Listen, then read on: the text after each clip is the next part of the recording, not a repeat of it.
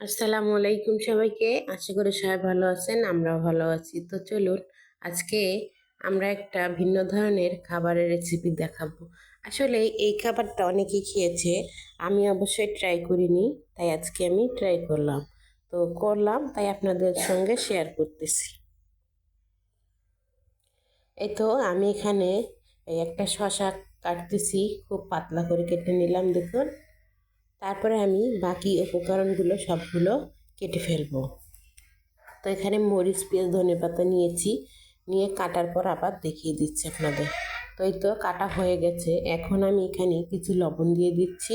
এটা লবণটা অবশ্যই ঝাঁঝার পরিমাণ মতন শেষে ব্যবহার করবেন। তারপরে আমি এখানে যে আচার দিয়ে দিচ্ছি। আসলে এই আচার কিন্তু কেউ দেয় না, সবাই দেয় হচ্ছে আপনার এই যে প্রাণ, যে একটা আচার থাকে 5 টাকা প্যাকেট, ওটা দেয়। তা আমি আমার ঘরের তৈরি আচারই দিয়ে দিচ্ছি। আর যে সসটা দিচ্ছি, সসটাও কিন্তু আমার হাতের তৈরি সস। তো এইগুলাই আমি এখন একসঙ্গে করে মেখে নেব। তো আরও অনেকে হয়তো অনেক কিছু দেয়, আরও শুকনো মরিচ দিতে হয়। তো আমি দেইনি, কারণ আমার মেয়ে আছে, ও খেতে পারবে না ঝাল, তার জন্য দিইনি। তো আমি একটুকি ঝাল দিলাম, দিয়ে এটা আজকে তৈরি করে ফেলবো। আসলে জানি না কেমন হবে খেতে, খাইলে অবশ্যই বুঝতে পারবো। তো আমি বানাইতেছি আর আপনাদের সঙ্গে শেয়ার করতেছি। তো আমার কাছে জলপাইয়ের মিষ্টি আচারটা ছিল, ওটাই আমি দিয়ে দিয়েছি। তো এই তো আমার মাখা হয়ে গেছে। এখন আমি ডিম নিয়ে আসবো। এটা হচ্ছে ডিম। তো ডিম দিয়েই আমি এটা আজকে খাবো। তো এই যে এই সাইডে আমি একটুখানি শসা কেটে রেখেছি, আসলে আমার ছেলের জন্য। আমার ছেলের তো খেতে পারবে না ওই বানানো মিক্সটা দিয়ে, ঝাল আছে ওখানে, তার জন্য ওর জন্য শুধু আলাদা একটু শসা আমি কেটে রেখে দিয়েছি, যাতে যেন ও খেতে পারে।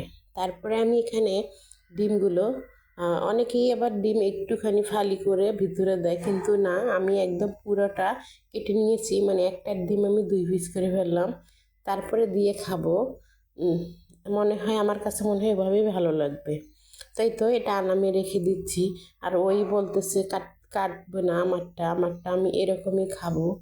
তা ওরটা আমি রেখে দিয়েছি। আর তারপরে আমি এগুলোর উপরে এগুলো ভরাই একদম দিয়ে দিচ্ছি। দিয়ে দেওয়ার পরে আমরা এভাবে খাবো। খাওয়ার পরেই বুঝবো এটার টেস্ট কীরকম হলো। তো আশা করি সবাই আমার ভিডিওটা দেখবেন, দেখলে অবশ্যই একদিন হলেও এভাবে তৈরি করবেন। খুব অল্প কোনো মশলা থাকলে এরকম তৈরি করা যায়, কিনতে হবে না কিছু, যা যা ঘরে থাকবে আপনারা তাই দিয়ে তৈরি করে ফেলবেন। আর একটা জিনিস কি, যত মশলা দেবেন তত একটু মজা হবে খেতে। তাই তো আমার রেডি হয়ে গেছে। এখন আমি একটা সুন্দর ইতে নিয়ে নেব প্লেটে। এই তো আমার ছেলের জন্য এটা রেডি করে নিয়েছি, তারপরে আমাদের জন্য এটা রেডি করে নিলাম। তো এই তো রেডি হয়ে গেছে। আল্লাহ হাফেজ সবাইকে।